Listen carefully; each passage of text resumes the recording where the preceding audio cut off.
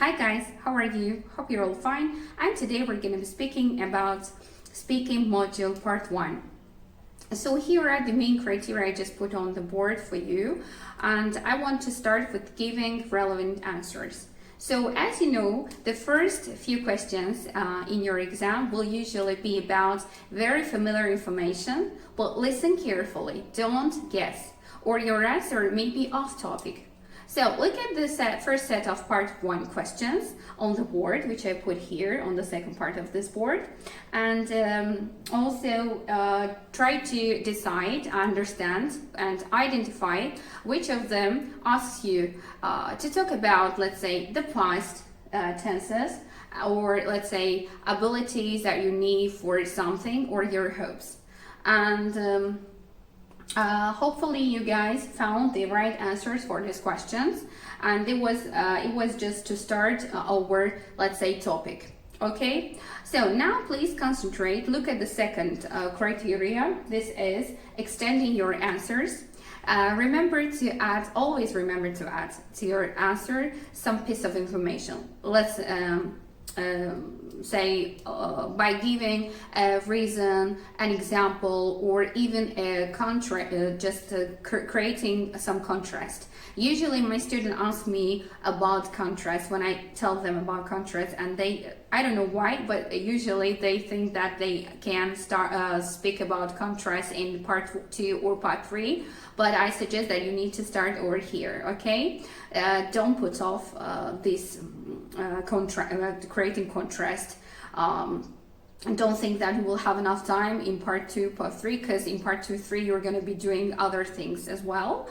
But this is where I suggest you to start, so don't worry about it. It is it's okay if you just do it here. So, and the answers, let's say, and you can add here some example, as we said, reason or even contrast. Of course, now for this you need to also take a look at this second part of questions.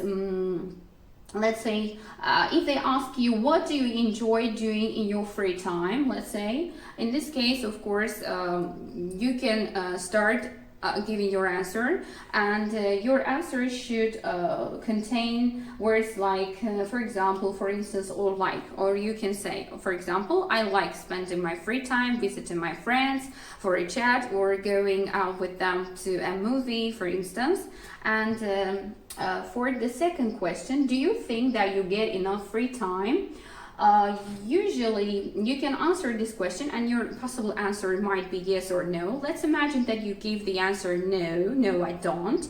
And in this case, you should also support your idea with some words. Like, for instance, you need to give some reason, and you can use the word because, and you can say, because I always seem to have some more work more work to do, or some work I will still need to do. Okay, so let's take a look at this last question.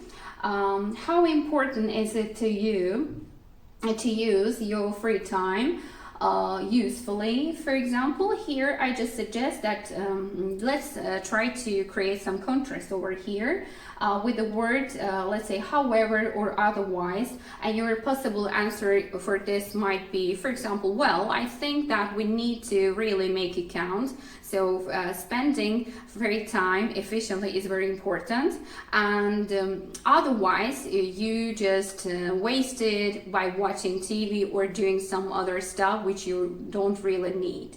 Okay, so this is, guys, I think all for today, and I think that hopefully this piece of information was useful for you. Hope to see you for my next videos, where we're gonna be speaking about part 2, part 3 questions more closely. And take care. See you soon. Bye bye.